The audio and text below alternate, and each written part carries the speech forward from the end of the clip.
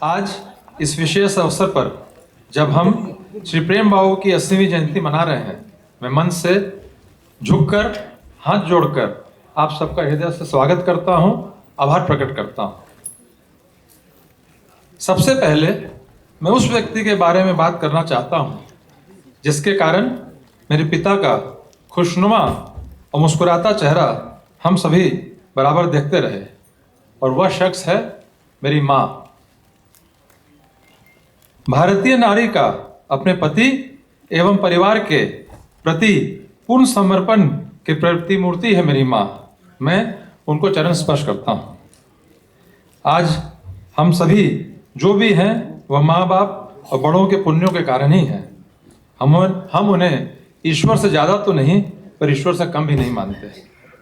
अपने आप को धन्य मानता हूँ कि ऐसे परिवार में जन्म लिया।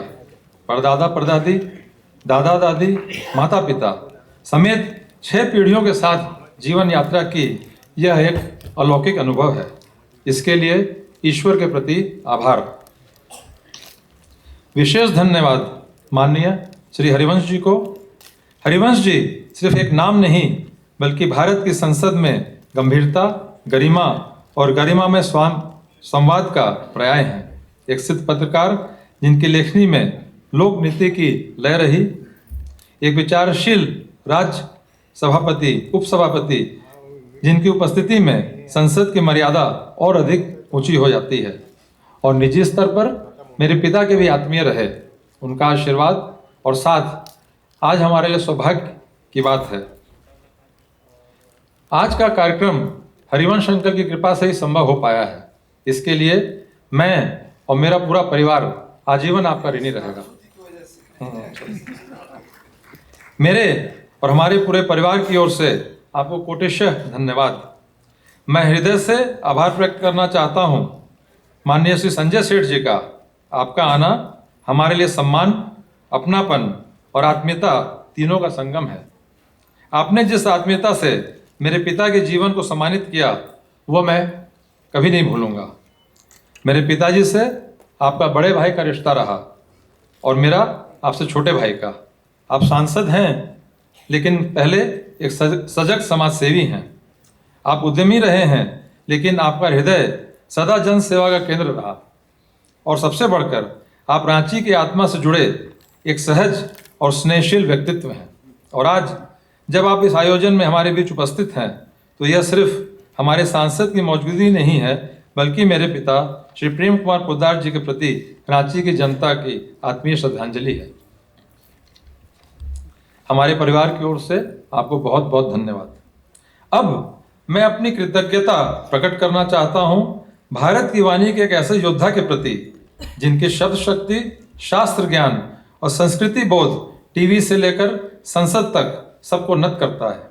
माननीय डॉक्टर सुधांशु त्रिवेदी जी, आपकी विद्वता में इतिहास भी है और भविष्य की दृष्टि भी। आपने भारतीय राजनीति को सिर्फ तर्क नहीं, सार्थकता और संस्कार भी दिए। और आज आपकी उपस्थिति ने मेरे पिता की स्मृति को भाव और विचार दोनों से नवाजा है। त्रिवेदी जी, आपका आना हमारे लिए केवल सम्मान नहीं, बल्कि प्रेरणा भी है। और मैं और हमारा समस्त परिवार आपके प्रति हृदय से आभार प्रकट करता है। आज का ये आयोजन सिर्फ अतीत की स्मृति नहीं है, बल्कि भविष्य के प्रति हमारा संकल्प भी है।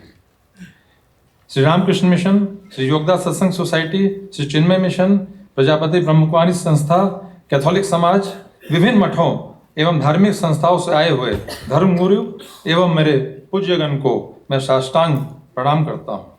यहाँ बैठे मेरे परिवार के कई अभिभावक और शुभचिंतकों को मैं नमन करता हूँ। पिताजी के जाने के बाद आप लोगों ने पहले से ज़्यादा अपनापन दिखाते हुए ज़्यादा जिम्मेदारी ली एवं हमारा हाथ पकड़ कर रखा। इस सभा में बैठे ज़्यादातर लोगों ने मेरे पिताजी की जिंदगी को छुआ है, तथा आपने जो प्यार, इज्जत और खुशियाँ दी, उसके लिए हमारा परिवार हमेशा कृतज्ञ रहेगा। विशेष धन्यवाद एक व्यक्ति को जिसके बिना यह आयोजन संभव नहीं हो पाता, वह हैं श्री पवन कनोई जी, जो एक सच्चे भाई की तरह कंधे से कंधा मिलाकर शुरू से खड़े रहे। यहाँ युवा पीढ़ी भी मौजूद है, उनके लिए मेरी मन की बात। तू बूढ़े दरख्तों की हवाएं साथ रख लेना, तू बूढ़े वृक्षों की हवाएं साथ रख लेना, सफर में काम आएंगी दुआएं साथ रख लेना।